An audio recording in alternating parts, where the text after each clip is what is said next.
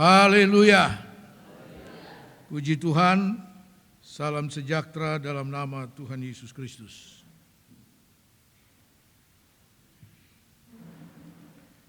Mari saudara-saudara kita kembali membuka Injil Yohanes pasal 16 ayat 7. Kita belum selesai dengan ayat ini, yaitu mengenai keuntungan bagi kita dengan kenaikan Yesus ke sorga.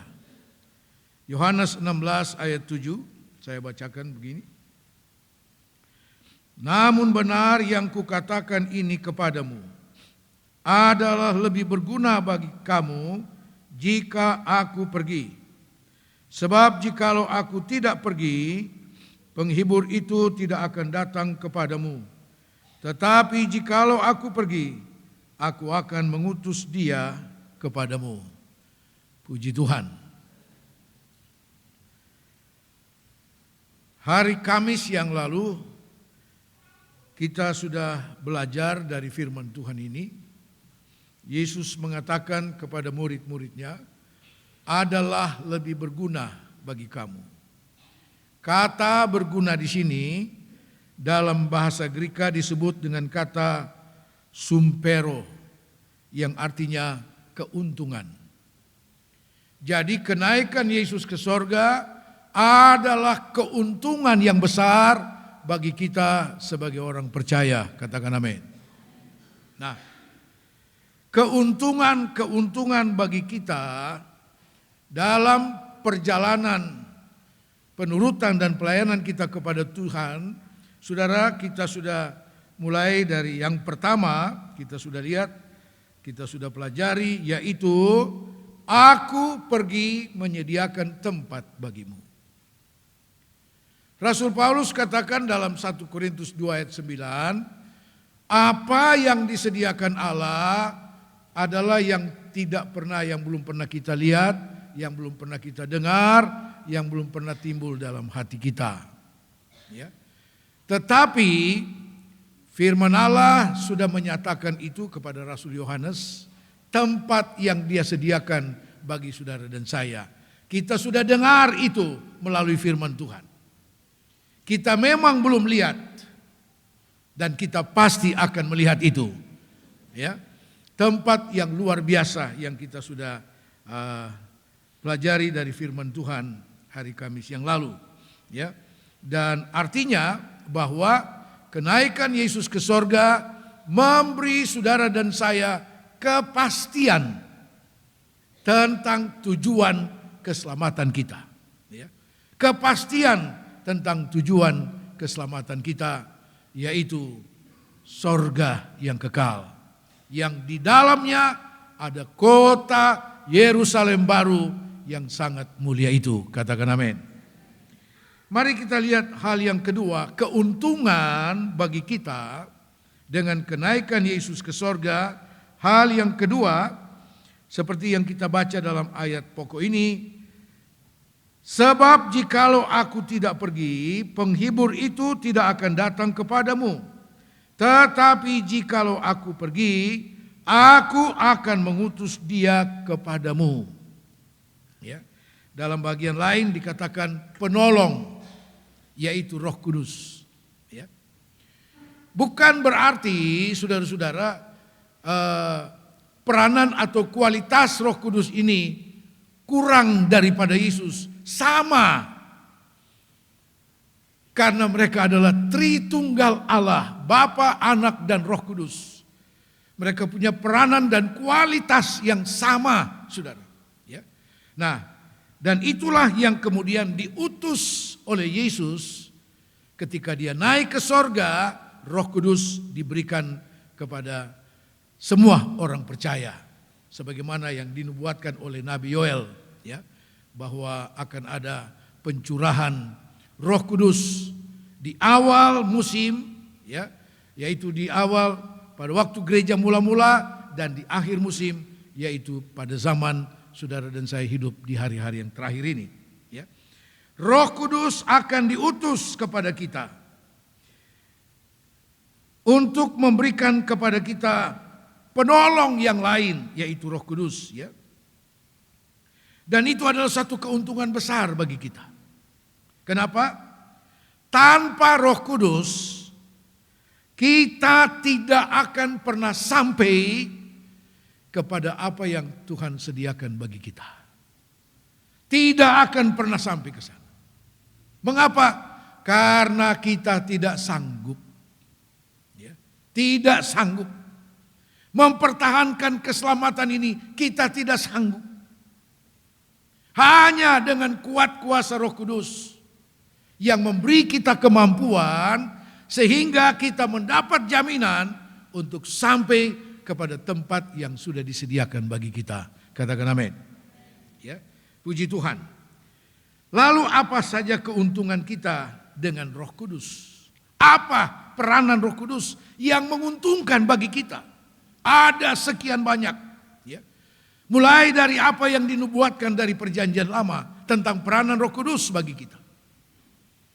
Salah satu contoh, saudara, ketika Saul akan diurapi menjadi raja atas permintaan orang Israel, Samuel katakan kepadanya, engkau akan berjalan pergi pulang dan engkau akan bertemu dengan sejumlah nabi. Dan engkau akan kepenuhan seperti nabi-nabi itu. Roh Kudus akan ada padamu dan engkau akan diubah menjadi manusia yang lain.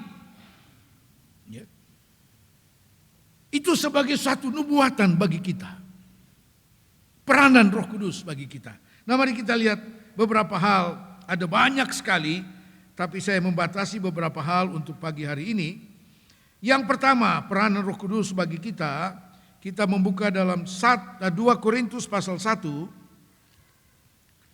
2 Korintus pasal 1 ayat 21 dan ayat 22.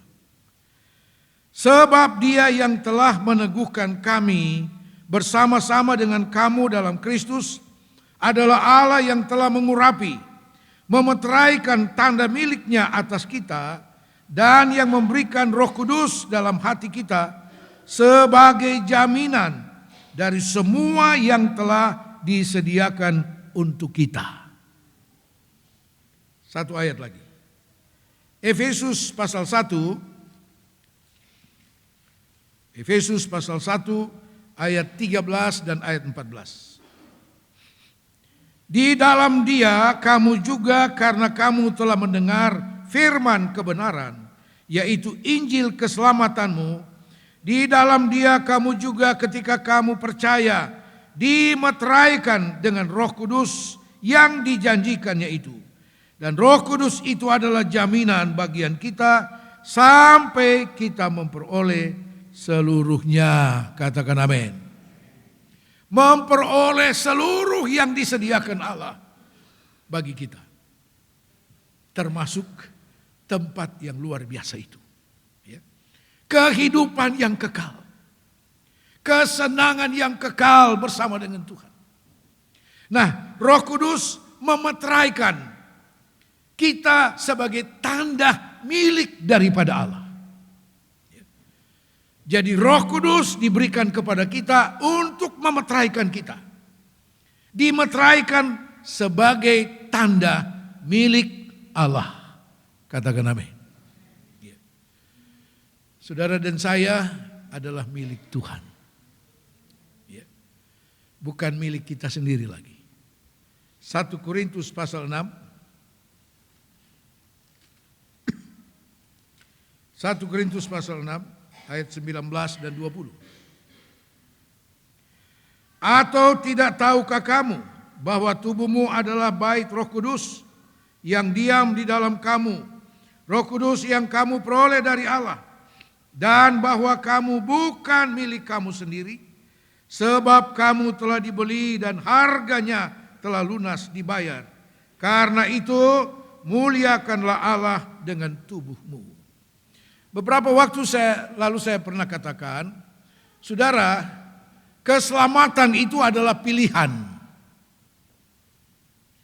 Tuhan Allah tidak pernah paksa seseorang untuk menerima keselamatan. Keselamatan itu ditawarkan kepada semua orang. Dan setiap orang bebas memilih keselamatan itu.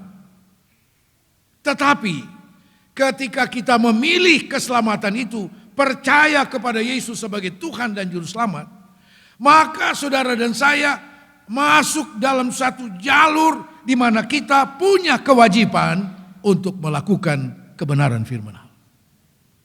Kita punya kewajiban untuk melakukan kehendak Allah. Ya.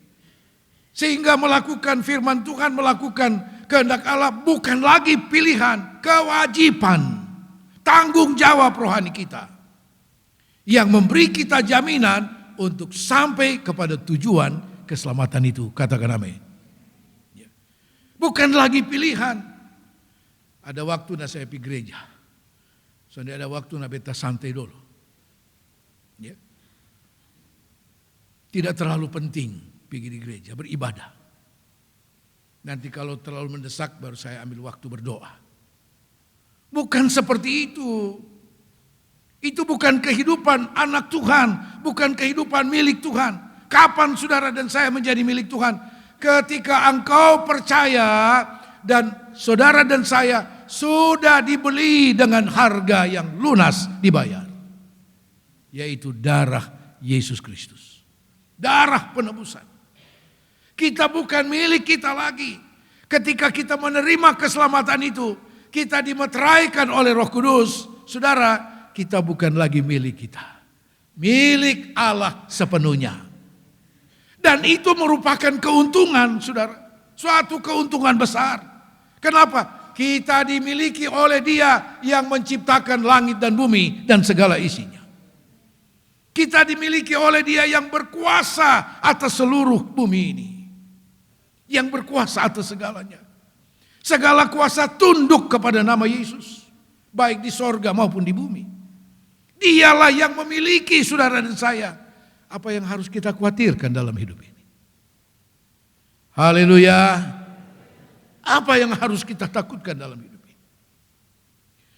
Daud katakan, siapakah manusia yang harus kutakuti? Karena dia yakin dia adalah milik Tuhan. Bukan berarti karena kita milik Tuhan, berarti kita ada di jalan tol, tidak ada hambatan, bebas hambatan. Oh tidak. Mazmur 23 Daud juga bicara tentang pengalaman-pengalaman secara manusia yang bisa menakutkan. Di lembah bayang maut. Siapa mau lewat di sana? Secara manusia tidak ada yang mau. Tetapi Daud katakan, itu bagian yang harus dilewati dalam kehidupan sebagai anak-anak Tuhan. Tetapi untuk pengalaman seperti itu Daud katakan apa? Tetapi aku tidak takut bahaya. Katakan amin. Karena Dia yang menghibur aku. Dia yang menyertai aku. Haleluya. Dia, kita adalah milik Dia. Penguasa sekalian alam ini. Saudara-saudara, hukum alam pun tunduk kepadanya. Ketika murid-murid merasa dalam keadaan darurat di tengah danau Galilea tengah malam, gelombang badai datang, nyaris tenggelam. Yesus hadir berjalan di atas air. Haleluya. Oh, hukum alam tunduk kepadanya. Kenapa? Dia pencipta alam sekalian. Haleluya. Nah, saudara-saudara sekalian, kita adalah milik Dia. Dan sebagai milik Allah, kita dimeteraikan oleh Roh Kudus. Sehingga tidak bisa diganggu-gugat oleh siapapun. Ya. Pemeteraian itu tidak bisa dibatalkan oleh siapapun. Itu punya kekuatan hukum ilahi. Haleluya. Jadi keuntungan kita dimeteraikan dan pemeteraian itu menjadi jaminan untuk menerima semua yang Allah sediakan. Dan yang Allah sediakan itu apa yang belum pernah dilihat oleh manusia. Belum pernah didengar. Sekarang kita sudah dengar melalui firman Tuhan. Apa yang Tuhan sediakan. Waduh, tidak terbayangkan saudara. Bahkan Rasul Paulus yang pernah diangkat dalam roh ke langit yang ketiga itu, saudara, dia bilang apa yang dia lihat di sana tidak bisa diceritakan dengan bahasa manusia. Luar biasa bukan? Nah, Roh Kudus memberi saudara dan saya jaminan untuk menerima semua itu. Yang kedua, keuntungan ketika Roh Kudus diberikan kepada kita, kita lihat dalam Kisah Rasul pasal 1 ayat 8. Kisah Rasul pasal 1 ayat 8. Tetapi kamu akan menerima kuasa kalau Roh Kudus turun ke atas kamu, dan kamu akan menjadi saksiku di Yerusalem dan di seluruh Yudea dan Samaria dan sampai ke ujung bumi. Saudara, kepada kita semua diberi tanggung jawab pelayanan untuk melayani Tuhan, melayani pekerjaan Tuhan. Dalam bentuk apa? Menjadi saksi-saksi Tuhan. Menjadi saksi itu, saudara, bukan hanya ketika kita bicara. Seperti kami sebagai hamba Tuhan yang memberitakan firman Allah. Bukan sebatas itu. Menjadi saksi dari Tuhan. Menjadi saksi dari apa yang kita sudah alami dalam Tuhan. Menjadi saksi untuk semua yang Tuhan lakukan bagi kita. Beberapa minggu yang lalu kita sudah lihat dalam Injil Yohanes pasal 4 tentang wanita Samaria yang dibaharui oleh Tuhan.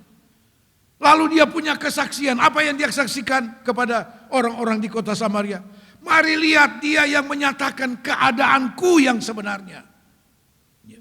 Dia merubah keadaanku.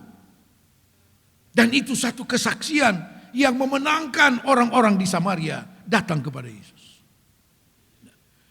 Nah, inilah yang dikatakan kita menjadi saksi. Tetapi bukan sekedar menjadi saksi. Kita perlu dipenuhkan dengan kuasa daripada Roh Kudus. Tanpa kuasa Roh Kudus, kesaksian kita tidak ada artinya. Tidak ada artinya. Murid-murid sudah penuh dengan ajaran-ajaran firman Allah. Selama 3,5 tahun mereka belajar firman Tuhan langsung dari sumbernya. Yesus Kristus yang punya firman. Tetapi sebelum mereka diutus untuk melanjutkan pelayanan Yesus. Wah, ketika mendengar amanat agung dari Yesus. Mulai dari Injil Matius, Markus, Lukas, Yohanes. Rasa-rasa hati mereka terbakar mau berangkat sudah untuk melayani. Tapi Yesus bilang apa? Sabar. Tunggu di Yerusalem sampai kamu dilengkapi dengan perjanjian Bapa. Karena kamu akan beroleh kuasa kalau Roh Kudus turun ke atas kamu. Kesaksian kita perlu kuasa daripada Roh Kudus.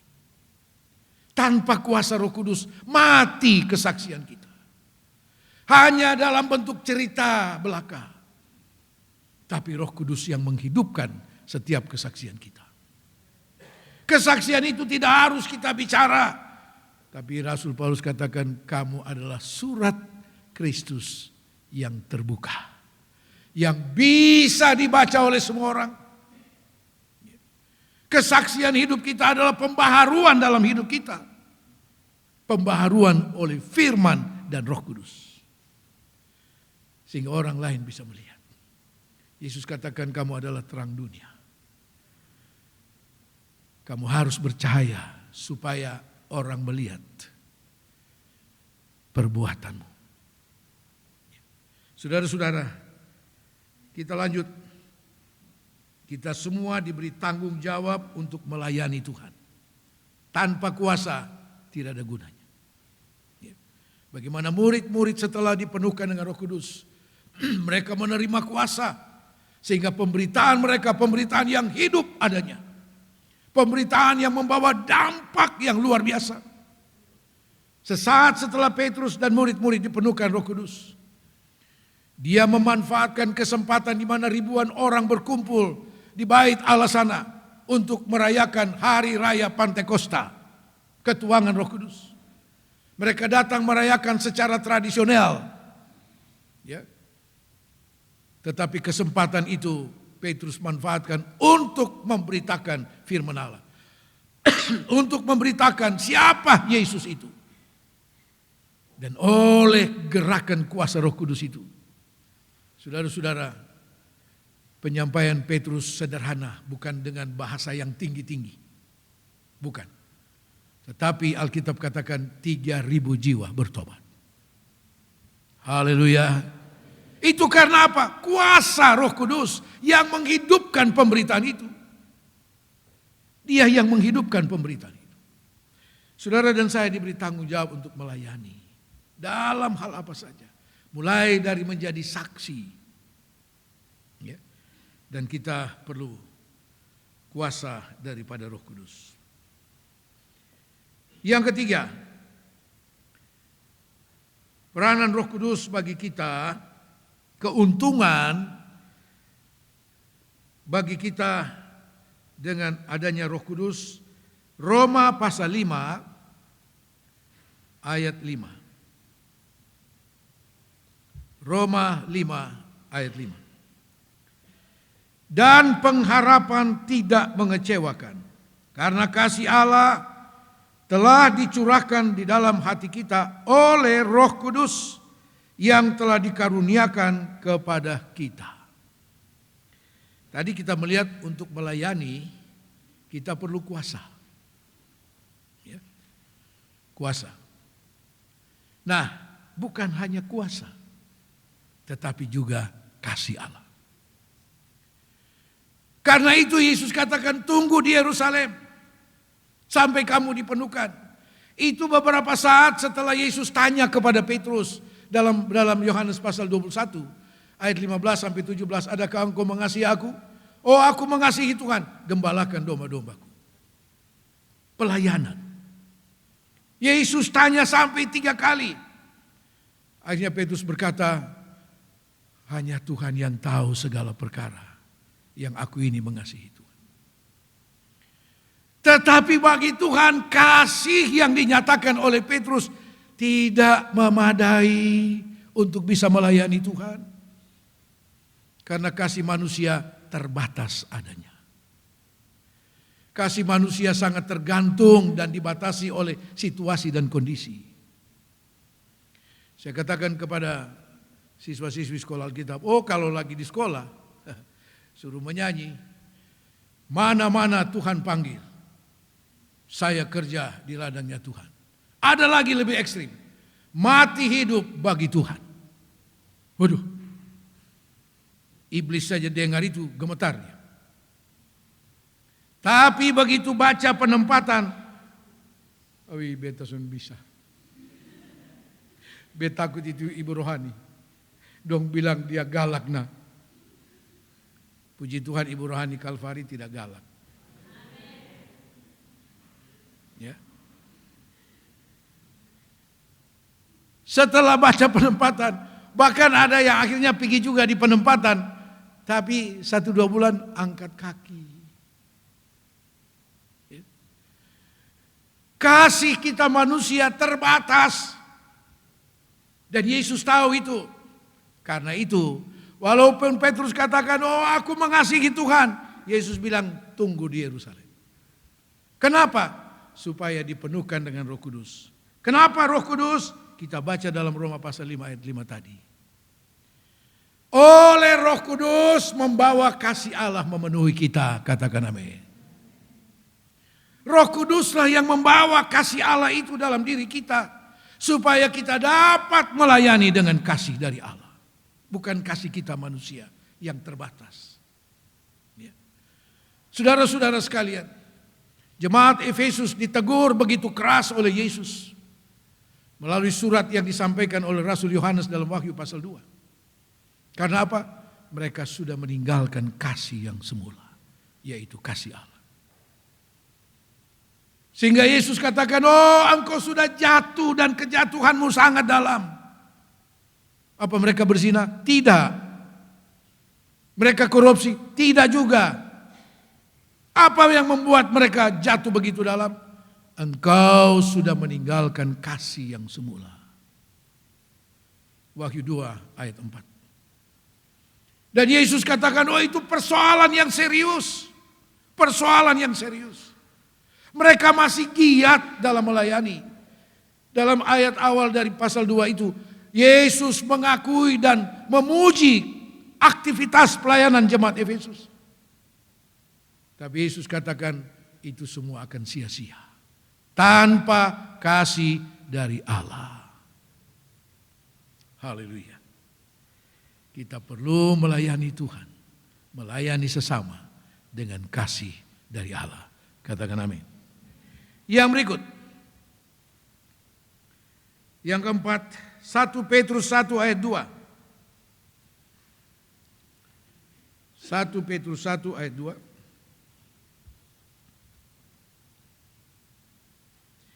Yaitu orang-orang yang dipilih sesuai dengan rencana Allah Bapa kita dan yang dikuduskan oleh Roh supaya taat kepada Yesus Kristus. Katakan amin. Dikuduskan oleh Roh supaya apa? Taat kepada Yesus. Artinya tanpa Roh Kudus ketaatan kita itu temporer. Ya.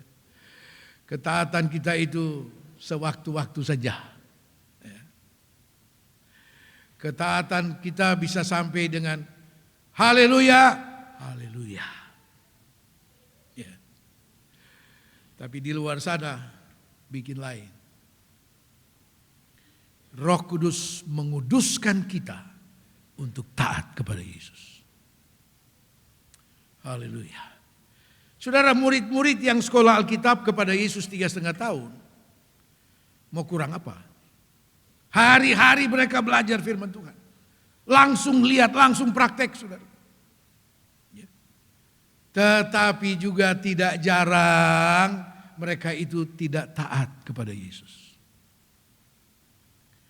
Begitu Yesus ajak, mari kita kembali ke Betani sebab itu Lazarus ada sakit. Dia perlu disembuhkan, padahal sudah mati. Thomas bilang, sudahlah guru, biarkan saja, nanti kan dia sembuh. Karena kita harus melewati suatu tempat yang mengancam kita. Kemarin kita baru diburu, mau dilempar dengan batu. Sekarang kita kembali lagi ke sana. Mereka tidak taat. Dengan berbagai alasan, saudara. Dengan berbagai alasan. Dan itu yang sering kali terjadi. Tapi ketika mereka penuh dengan Roh Kudus, tidak ada lagi kata seperti itu. Yang ada adalah seperti apa yang Petrus dan Yohanes katakan ketika mereka diadili oleh mahkamah agama Yahudi.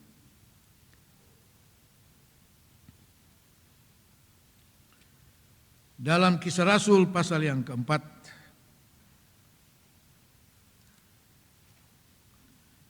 Kisah Rasul 4 ayat 18 dan 19. Dan setelah keduanya disuruh masuk, mereka diperintahkan supaya sama sekali jangan berbicara atau mengajar lagi dalam nama Yesus. Tetapi Petrus dan Yohanes menjawab mereka, silakan kamu putuskan sendiri manakah yang benar di hadapan Allah. Taat kepada kamu atau taat kepada Allah. Ayat 20. Sebab tidak mungkin bagi kami untuk tidak berkata-kata tentang apa yang telah kami lihat dan yang telah kami dengar. Diadili. Setelah mereka masuk ke ruang pengadilan, mereka mulai diancam, ditekan. Jangan sekali-kali bicara tentang nama Yesus. Kamu sudah bikin kacau ini Yerusalem, mempengaruhi begitu banyak orang. Ya. Cuma mereka tidak bilang, kami sudah kehilangan wibawa dan pengikut gara-gara kamu. Ya. Tapi mereka dijawab dengan begitu berani. Silakan pikirkan, kamu putuskan sendiri. Apakah harus taat kepada manusia lebih daripada taat kepada Allah? tidak bisa jawab. Dan supaya kamu tahu, oh kami tidak bisa dilarang. Kami tidak akan pernah berhenti bicara tentang nama Yesus, memberitakan nama Yesus. Tidak akan berhenti. Mau diapakan? Walaupun kemudian mereka taat kepada Yesus. Oleh Roh Kudus mereka sudah dikuduskan untuk taat sepenuhnya. Sehingga ketaatan kepada Yesus memberi mereka kekuatan dan keberanian untuk melayani Tuhan dalam keadaan apapun. Haleluya. Sejauh mana ketaatan kita kepada Yesus? Ketaatan kita dalam penurutan dan pelayanan kita kepada Tuhan. Ketaatan kita kepada kehendak Allah. Yesus sudah memulai ketaatan itu dan memberi contoh kepada kita. Ketika Yohanes Pembaptis selesai berkhotbah di padang gurun sana dan orang banyak minta untuk dibaptis, dia bilang, ayo antre di Sungai Yordan. Antre oleh mereka. Sekian banyak masuk dibaptis. Tahu-tahu di antrean itu Yesus juga ada. Waduh, Yohanes bilang, Tuhan, saya tidak layak. Seharusnya sayalah yang dibaptis oleh Tuhan. Yesus bilang apa? Lakukanlah. Karena dengan demikian kita menggenapkan seluruh kehendak Allah. Artinya apa? Taat sepenuhnya kepada kehendak Allah. Taat. Maka Yohanes pun melakukannya. Yesus dibaptiskan. Sebentar ada baptisan lain. Haleluya. Dikuduskan oleh Roh supaya taat. Dikuduskan dari apa? Dari segala tabiat daging yang membuat kita tidak taat kepada Tuhan. Oleh Roh Kudus kita dikuduskan. Hati, jiwa, roh, pikiran kita dikuduskan. Untuk tidak ada argumentasi apapun kecuali taat sepenuhnya kepada Tuhan. Katakan amin. Itu yang Tuhan mau. Dan itu arti keuntungan Roh Kudus diberikan kepada kita. Haleluya. Yang terakhir. Banyak sekali peranan Roh Kudus, tapi saya membatasi. Yang kelima. Yang terakhir. Roma pasal 8. Ayat 26 dan ayat 27. Roma 8 ayat 26 dan 27. Demikian juga Roh, yaitu Roh Kudus, membantu kita dalam kelemahan kita. Sebab kita tidak tahu bagaimana sebenarnya harus berdoa. Tetapi Roh sendiri berdoa untuk kita kepada Allah dengan keluhan-keluhan yang tidak terucapkan. Dan Allah yang menyelidiki hati nurani mengetahui maksud Roh itu, yaitu bahwa Ia sesuai dengan kehendak Allah berdoa untuk orang-orang kudus. Begitu bilang ada jam doa, berapa lama? Minimal 1 jam. Wih, itu doa apa saja ya? Kok lama sekali? Ya memang, kalau kita sudah bikin daftar permintaan dalam doa itu, paling tinggi 10 menit selesai. Saudara baca itu daftar. Tuhan, saya mau ini selesai. Makanya ada orang bertanya, doa 1 jam itu minta apa saja ya? Berdoa apa saja? Waduh. Ya. Saudara-saudara, Roh Kudus membantu, menolong kita. Ya. Membantu kita untuk berdoa kepada Tuhan. Dan Dia menyampaikan keluhan-keluhan hati kita dengan bahasa dari Roh. Keluhan yang tidak terucapkan. Ya. Awih Tuhan nih, kita tahu bilang apa lah. Nah, Roh Kudus punya bahasa. Haleluya. Dan Dia akan sampaikan itu kepada Bapa. Bapa yang melihat dan mengerti hati nurani kita, Bapa juga mengerti bahasa dari roh itu. Tapi bukan berarti, toh nanti roh yang sampaikan, biar saya tidak berdoa tidak apa-apa. Oh, salah itu. Bukan seperti itu. Kita yang harus mulai sungguh-sungguh berdoa. Saudara-saudara,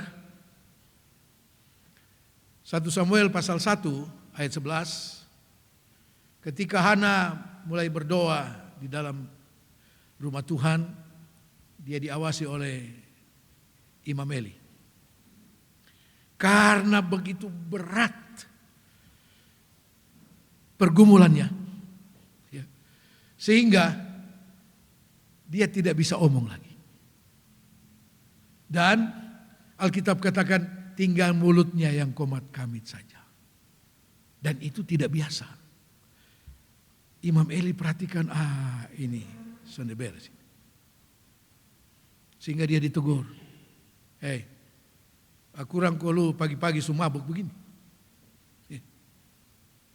Padahal biasanya orang mabuk justru suaranya besar, bukan? Berteriak tidak ada ujung pohon. Ya. Hampir siang masuk jatuh di got. Ya. Begitu polisi lalu lintas lagi ronda, lihat dia di got. Woi, kenapa lu tidur situ? Dia jawab, Pak, memang lu punggot. Ini di Manado. Di Kupang tidak. Lu kenapa tidur? Kenapa? Lu punggot. Ya, itu orang mabuk. Saudara-saudara, karena beratnya pergumulan dari Hana, sehingga tidak ada lagi kata-kata yang bisa diucapkan. Tapi Roh Kudus bawa itu kepada Tuhan. Oh, Roh Kudus peradapkan kepada Bapa di sorga. Tuhan jawab pergumulan dari Hana. Haleluya. Tuhan jawab. Ini keuntungan besar bagi kita ketika Yesus naik ke sorga, Roh Kudus diberikan kepada kita. Haleluya. Membantu, menolong kita dalam hal kita berdoa. Tapi bukan berarti tanggung jawab kita berdoa nanti Roh Kudus yang atur. Salah, tidak boleh begitu. Kita dulu mulai dengan pergumulan berat seperti Hana, tidak ada lagi kata-kata yang terucapkan. Tapi Roh Kudus akan membawa itu kepada Bapa di sorga. Haleluya. Adalah keuntungan bagimu kalau aku pergi kepada Bapa. Katakan amin. Tuhan Yesus memberkati. Mari kita bangkit berdiri. Haleluya. Tak mungkin bagi manusia, tapi itu pasti bagimu.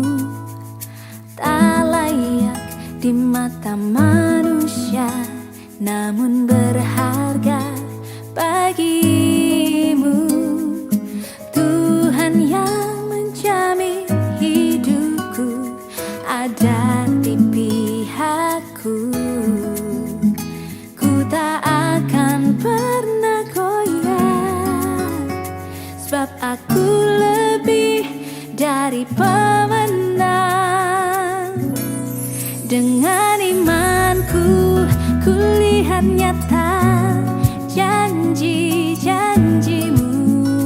Oh, dengan imanku ku terima jawaban doaku.